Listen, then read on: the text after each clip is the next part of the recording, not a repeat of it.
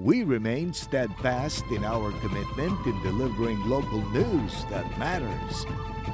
Stories that inspire. Enriching the lives of Filipinos in the Philippines and across the globe.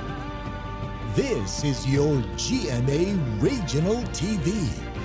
Buong puso para sa Pilipino. Mga balitang angay at angan sa One Mindanao. Usasamdan humanadaro sa truck ang usa ka balay sa Cagayan de Oro City. Presensya sa Special Action Force sa Davao City. Duna kahay special mission? Makahinganghang underwater world sa Samal Island. Atong silipon.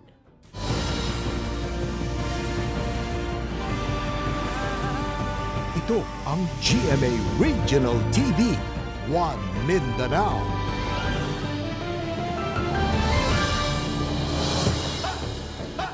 Mayong hapon Mindanao, kini ang GMA Regional TV 1 Mindanao. Hatod namo ang pinakadagong pinakauling balita sa Mindanao. Ako si Sara Hilomen Velasco, live gikan dinhi sa GMA Davao Complex. James Paulo Yap, live gikan dinhi sa GMA Cagayan de Oro Station. Usa ka balay ang nabungkag human na daro sa truck nga dunay kargang backhoe sa Cagayan de Oro City. Tag-iya sa balay, samdan. Samtang laing sakyanan og motorsiklo na damay sab sa maong aksidente. Ari ang dugang detalye. Guba ang atubangan nga bahin sa usa ka balay sa sitio Benaoro, Barangay Makasandig, Cagayan de Oro City. Human gidaro sa usa ka truck nga adunay karga nga backhoe pasado alas 2 sa hapon adlawng Martes. Ang truck gipanag-iyahan sa developer sa maong subdivision. Gikan matud pa nag-repair sa linya sa tubig ang maong backhoe og dihang gisakay na kini sa truck. Kalit kunong midagan ang truck sa paubos nga bahin sa dalan. Nanaog siya kay magbinder sa bako. Naluros lang kalit ang truck nga naka-engage man unta siya sa kuan sa unsay tawag ng maxi brake. Niluros iyang gigukod pa. Pero wala na gid niya ma-apsi.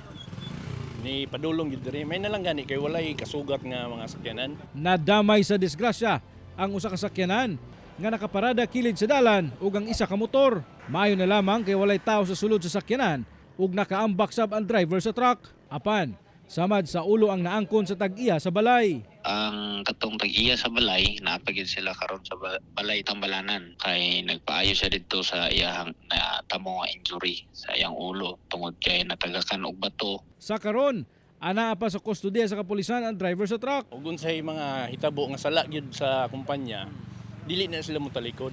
Kauban si Jaybert Pairat sa kamera. Ako si James Paulo Yap para sa One Mindanao. Gibutyag sa Police Regional Office 11 nga wala matudpay angay kabalaka sa deployment sa Special Action Force sa Davao. Sumala nila kabahin kini sa regular nga mandato sa maong unit. Ani ang report ni Jandy Esteban.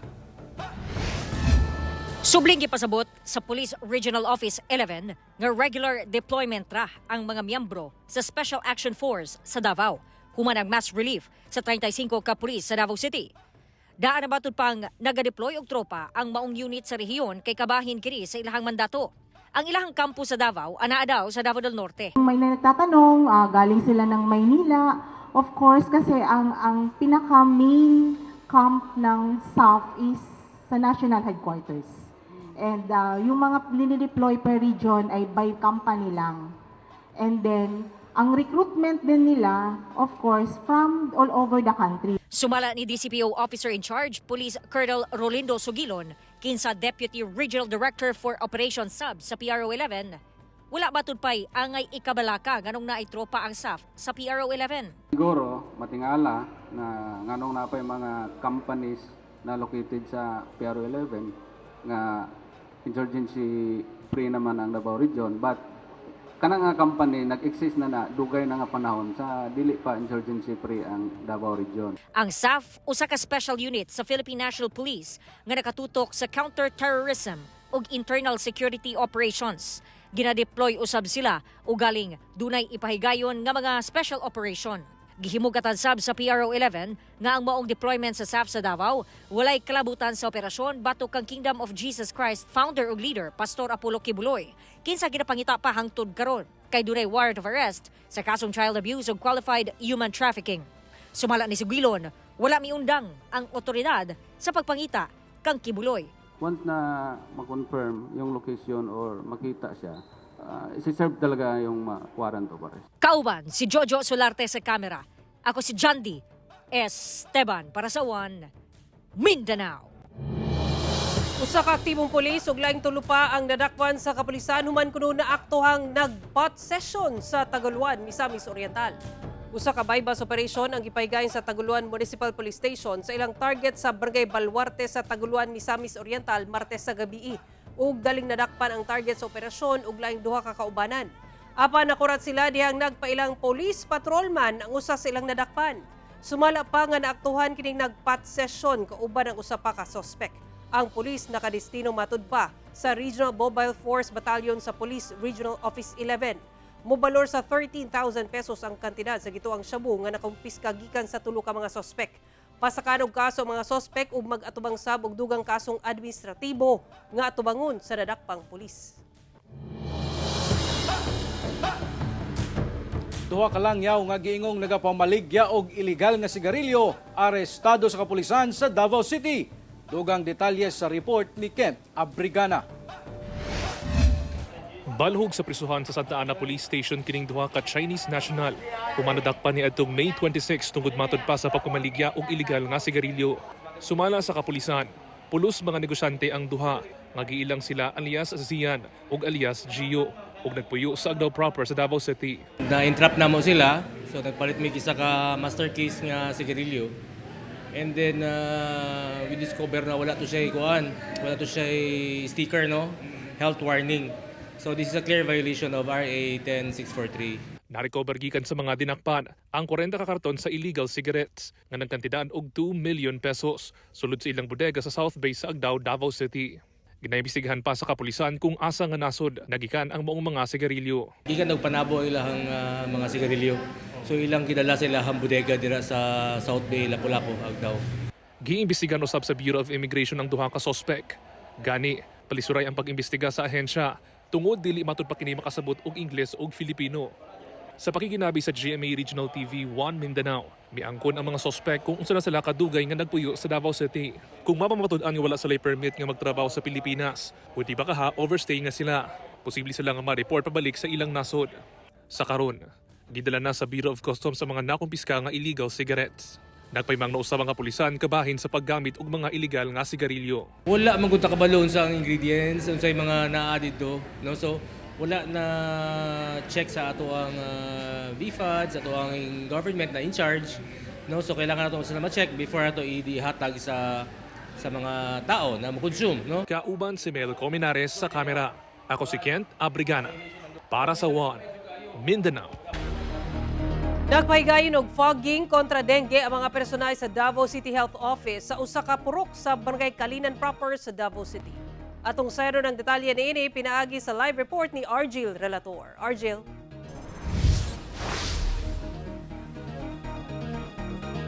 Sara, una nato na report ni sa GMA Regional TV 1 Mindanao nga gawas sa upat ka mga kaso nga natala sa dengue sa Purok 9 doon sa mga nakuha ng mga sampol sa kiti-kiti sa lugar. O karong adlaw migula ang resulta sa laboratorio nga mga positibo gayod nga Aedes aegypti ang maong mga kiti-kiti o ang klase sa lamok nga nagadala og sakit nga dengue.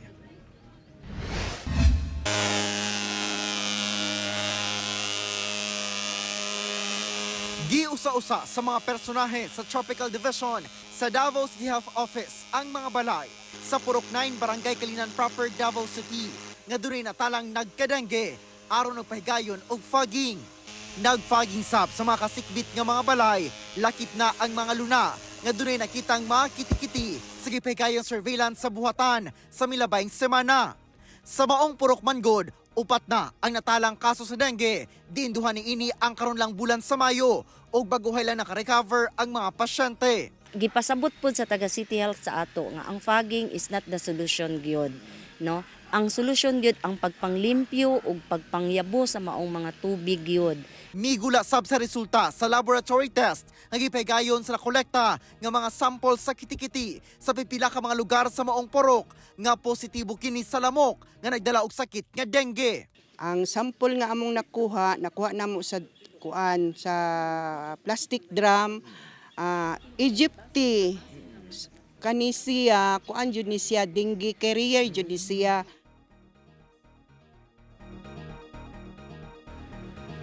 Sara, sa karona nga nagsugod na ang panahon sa ulan-ulan, no, sumala sa mga health authorities sa kinahanglan nga magbinantayon o magpanglimpyo gayod sa ilahang mga balay. Ingon man katong mga container nga mahimong sudlan og tubig, kailangan katong ipatuman ang oplan kulob aron nga walay mapondong tubig nga pangitlugan ug lamok nga magdala og sakit nga dengue. Sara. Okay, dagang salamat, Argil Relator.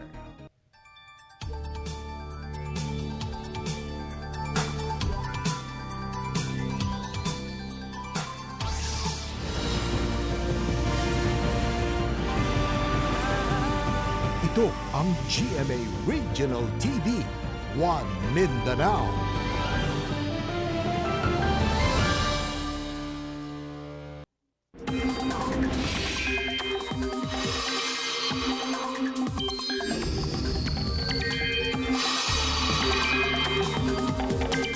Migawas na sa Philippine Area of Responsibility ang Bagyong Aghon.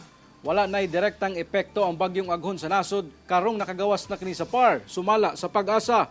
Apan samtang palayo kini, ginabira niini ang southwesterly wind flow nga magpaulan sa kasagpang bahin sa nasod. Gawas niya na, doon lang sa frontal system nga makaapekto sa panahon sa nasod. Base sa datos sa Metro Weather, doon ay tsansa sa ulan sa pipila ka bahin sa Mindanao, sama sa Caraga ug Davao Region, dala sa localized thunderstorms. Busa mag-igmat gihapon sa posibilidad sa pagbaha ug landslide, mga kapuso. Sa nagpadaing investigasyon sa Regional Internal Affairs Service 11 sa kaso sa mga gipangtanggal nga pulis sa Davao City, nakatakdang dunggon ang kabahin sa mga pulis kalabot sa mga napatay nga drug suspect sa war on drugs sa syudad. Ani ang report ni John D. Esteban. Sumala ni PRO 11 spokesperson Police Major Catherine De La Rey, nakatakdang magpahigayon og pre-hearing ang Regional Internal Affairs Service o RIAS 11. Kalabot sa giparanggal nga 35 ka mga pulis sa Davao City nga nalambigit sa pagkamatay sa 7 ka drug suspect ato sa buy-bust operation human sa War on Drugs Declaration ni Mayor Baste Duterte. As of the moment, scheduled na, wala lang nihatag si Rias of exact date, ang pre-hearing conference for the case. So, ang mga PNP personnel na po karon to na-relieve, nag-prepare po sila. Sa maong conference, mupresenta ang mga pulis sa ilahang counter affidavit ug mga ebidensya aron pamatud ang lehitimo ang ilahang gihimong operasyon. Ang officer in charge sa DCPO nga si Police Colonel Rolindo Sugilon miingon nga dili angay malong moral ang mga pulis human sa mass relief. Yun yung pinapaintindi ko sa kanila na hindi tayo pwedeng affected kasi yung siniservisyuhan natin, yung buong community, lalong-lalo na yung Davao City. So, tayo pa rin yung talo dyan kasi trabaho natin yan. Nakita ko naman, naintindihan nila. Gisiguro sab ni Sugilon nga musubay sa PNP operating procedure ang mga ipahigayong illegal drug operation sa syudad. Apan wala daw kini nagpasabot nga musugot na lang ang pulis nga mabutang sa alanganin ang ilahang kinabuhi. Kapulisan dili dapat mataha or magduha-duha. As long as we are doing the right thing, magkakaso man tayo or hindi after the operation, we are very confident na malalampasan natin kung ano man yan. Kauban si Jojo Solarte sa kamera. Ako si John D. Esteban para sa One Mindanao. Patay ang usa ka kanhi miyembro sa Abu Sayyaf Group ug duha ka kabanay niini samtang tulo ang samdan sa bahin sa kapulisan. Dihang gisilbi ang warrant of arrest sa suspect na adunay patong-patong nga kaso sa Tandubas, Tawi-Tawi.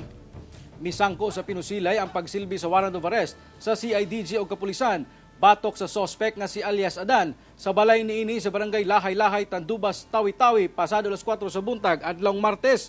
Sumala sa otoridad, natembrihan matud pa sa suspect ang mga operatiba o gipaarakan sila sa suspect o gilabayan sila og granada. Apan nakabalo sa mga operatiba hinungdan sa pagkamatay sa sospek ug laing duwa ka kabanay niini kinsa gideklarang dead on arrival sa ospital. Samtang samdan ang tulo ka mga miyembro sa kapulisan atol sa hitabo. Hinoon ana na sila sa maayong kahimtang. Na-recover sab sa balay sa sospek ang kapin 100 grams sa gituuhang sabu, mga armas ug bala. Sumala sa otoridad ang mga sospek adunay 21 o ang maong sospek adunay 21 ka mga warrant of arrest, 4 counts of frustrated murder ug 17 counts of murder. Kanhing miyembro sab sa Abu Sayyaf Group nga responsable sa kidnapping ug pagpang-ambush kaniadto sa Sulu. Gibida ang nindot ug mabulukon nga marine life sa Samal Island sa body painting atol sa gipaygayong Isla Pintados. 17 ka mga partisipante ang nahimong canvas ang ilang lawas aron ipakita sa katawhan ang kaabunda ug kanindot sa marine life sa Samal Island. Dunay uban nga gihulagway ang sea snake sa black and white stripes nga body paint. Naputos usab sa color yellow ug red kining usa ka partisipante nga daw susama sa rockfish. Gihulagway usab sa usa ka contender ang clownfish nga makita sa kadagatan sa isla. Sa ulahi nagkampiyon si Agraviador Gonzales nga gipintalan og orange nga jellyfish ug nakadawat og 10,000 pesos nga cash prize. Ang mga aktibidad kabayang gihapon sa month-long celebration sa Summer Saya sa Isla 2024 sa Samal Island. Usa ka Asian palm civet ang na-rescue sa Tigbao, Zamboanga del Sur. Napalgan sa Zamboanga del Sur, Philippine Maritime Police ang usa ka Asian palm civet o musang o milo sa usa ka abandonadong kubo sa San Pablo, Tigbao, Zamboanga del Sur samtang nagpatrolya sa milabayng simana. Daling nakikoordinar ang ahensya ngadto sa Penro, Zamboanga del Sur aron ma-rescue ang maong musang nga anaa sa 0.87 kilos ug anaa sa 25.5 inches ang gitason gikan sa ulo hangtod sa ikog niini. Gi-assess una ang musang sa Wildlife Rescue Center sa Lucapayan Village sa Susamang probinsya. Una kini gibuhian pagbalik sa kalasangan. Pahimangno sa otoridad nga gilayong i-report kung adunay mapalgang matang sa wildlife aron maaksyonan. Laumang mupaspas na ang lihok sa mga pasahero sa Davao International Airport, human nadawat na ang dugang 500 ka brand new luggage trolley. Sumala sa tagdumala sa Davao International Airport, usa sa nagkanugay na nga problema sa airport mao ang kakulangon sa luggage trolley. Tuig 2017 ug 2019, pakyas nga makaprocure og dugang nga luggage trolley ang Kaap Central Office alang sa maong airport. Tuig 2020, tungod sa pandemya, wala na sa madayon ang pag-procure sa dugang mga trolley kay gihatag sa Kaap sa Bayanihan Program sa gobyerno ang budget alang niini. Maong mapasalamaton ang Kaap Davao sa Davao City LGU kauban ng usa ka multi-sectoral association sa ilang gitunol nga luggage trolley. Sa kinatibuk-an, ana sa 706 ang luggage trolley sa maong airport. Right now, Kaap is really working hard. No, among Kaap Central Office is working hard to source out funds para by next year makapalit nami og mga airport luggage trolleys. Kasi by and large, dili naman si Davao under Kaap, no? Dili si Davao lang ang may problema gid ani.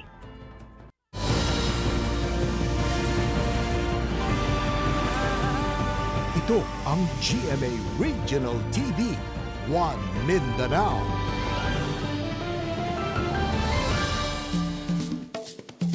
Nagmalampuson ang fluvial procession sa imahin ni Birheng Maria sa usa ka barangay sa Zamboanga City nga gipahigayon sa usa ka suba sa syudad.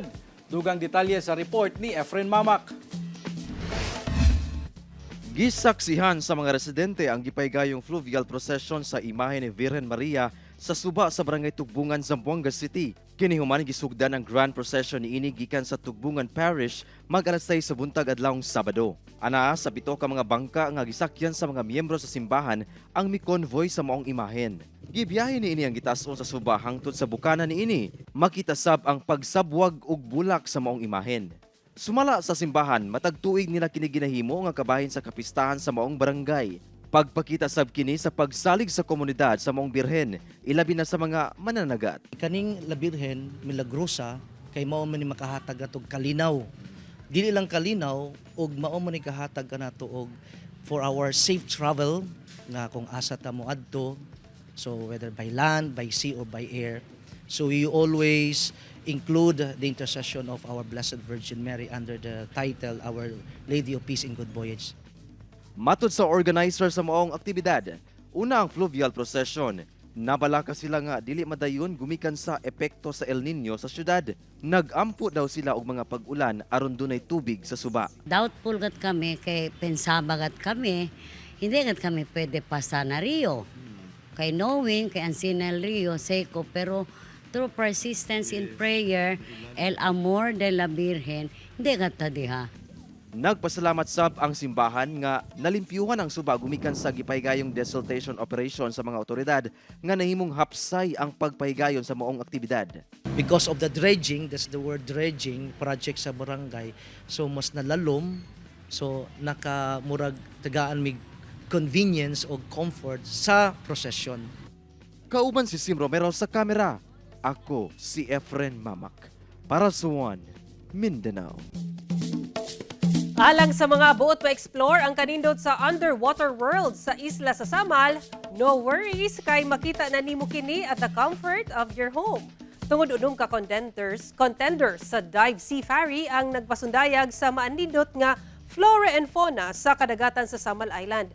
Mahingangha sa mabulukon nga coral reefs ilawom sa dagat, inubanan sa daw nagasayaw nga si anemones. Truly magical gayod ang kining School of Fish nga nagalangoy-langoy ilawom sa sidlak sa adlaw. Sa Biyernes, ianunsyo ang mudaog sa free diving underwater video contest nga kabahin gihapon sa selebrasyon sa Summer Saya sa Isla 2024. Usa ka lalaki nga igo ra naglingaw-lingaw sa peryahan sa Lamitan City, Basilan, gipusil patay. Nagbuyod na sulod ni ining peryahan sa Barangay Balagtasan, Lamitan City, Basilan ang usa ka 35 anyos nga lalaki human kini gipusil patay punting sa ulo ug dughan pasado alas 9 sa gabi adlang Lunes. Base sa inisyal nga investigasyon sa Lamitan City Police, igo ra daw naglingaw-lingaw ang biktima sulod sa peryahan dihang kalit kining giduol sa mga wala pa mailang sospek ug gipusil ang biktima ug gilayong miikyas human ang krimen. Wala pa masuta sa kapulisan ang tinubdan sa krimen. Nagpadayon pang ilang investigasyon sa insidente. Kapin 20 ka mga klase sa sports ang mamahimong matunan sa kabataan human giablihan na sab sa Zamboanga City LGU ang sports clinic sa syudad.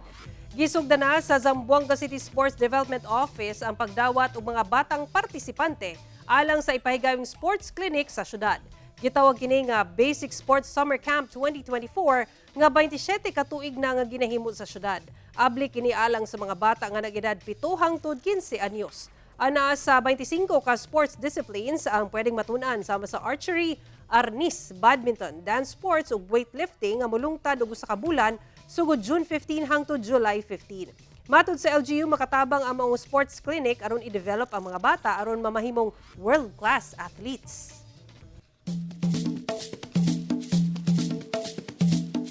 Gipasundayag sa mga Samalenyo artist ang ilang underwater team costume atol sa selebrasyon sa Summer Saya sa Isla 2024. Gibida sa 11 ka mga local artist ang underwater team creatures ug may rampa sa stage suot ang ilang mga obra. Dunay isa nga hulagway ang tuyom sa dagat o mapawaw usab sa kanindot niining costume nga gihulagway ang mga isda sa dagat. Baka hingangha usab ang octopus nga costume nining usa ka contender. No wonder nga nasungkit niini ang kampyonato ug nakadawat og 10,000 pesos nga cash prize.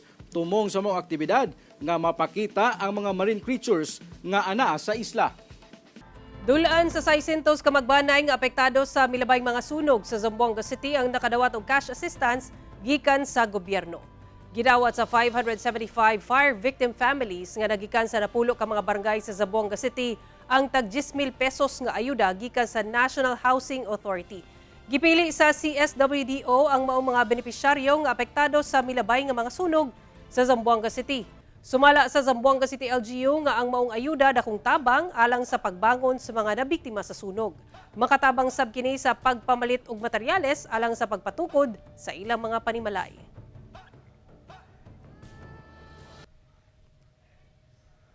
Patay ang usa ka lalaki human gipusil sa gunman sulod mismo sa ilang balay sa Barangay Bato sa Santa Cruz, Davao del Sur. Patay ang 33 anyos nga si Eduardo Nebres Jr. human kini gisulod sa ilang balay ug gipusil sa nagkadiyang parte sa lawas sa Sitio Lawis, Barangay Bato, Santa Cruz, Davao del Sur alas 4:30 Martes sa hapon. Sa inisyal nga investigasyon sa Santa Cruz Police, nangapilang ang biktima kauban ang live-in partner nini sulod sa ilang balay Dihang miabot ang lalaking sospek ug nangutana kung mopalit ba og solar light ang biktima. Midumili ang biktima apan na mogus matud pa ang sospek ug misulod pa mismo sa balay. Didto nagipusil sa sospek ang biktima sa makadaghang higayon, dayon misibat human sa krimen. Dead on the spot ang biktima. Na-recover sa crime scene ang 2 ka basyo sa bala sa kalibre 45 pusil. Padayon ang investigasyon sa kapulisan sa krimen. Maukadto ang mga ulahing balita sa Mindanao karong adlaw, mamahimo ninyo kining makita pag-usab.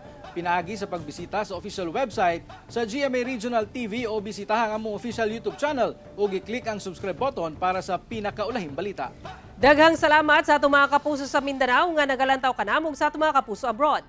Padayon lang sa pagtutok sa mga lokal nga balita matag adlaw tungod sa GMA Regional TV, Local News Matters. Kami ang GMA Regional TV 1 Mindanao. Tibok persa para sa mas da komisyon ug mas halapad nga pagserbisyo sa nasod.